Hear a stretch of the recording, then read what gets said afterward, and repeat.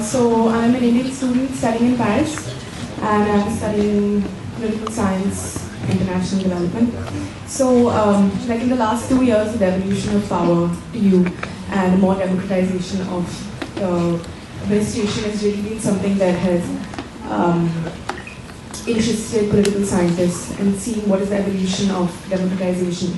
So what I wanted to ask you is, what do you see the possibility for the emergence of a sort of multi-party system in the Tibetan community or the administration in exile? What do you see? Do you see that happening by the next elections? Do you see any possibility for that with now the setting up of the Tibetan National Congress as well? So what are your views on that? Thanks. 别为记住呢，前期说吧，有个人的骂的，我个人的骂的，谁的一下。Whether Tibetan community have multi-party system or not is for the people to decide. Political parties are established by the people. In the US, there's Democrat Party, there's Republican Party.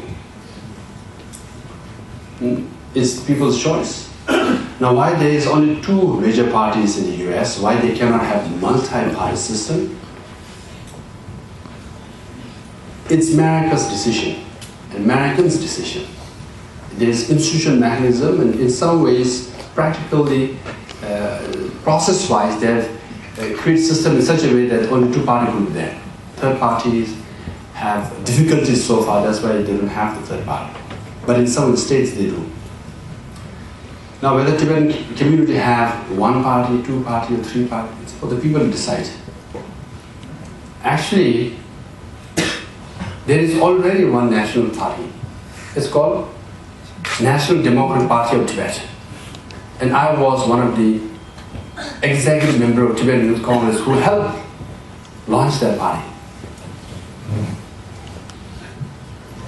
So it's already in existence since 1994, it's been almost 20 years. So it's already there. They don't want to establish another party, it's people's choice. And in fact, there has been some announcement before party will be launched. At one time in 1960, there was a communist party also. So it's people's choice.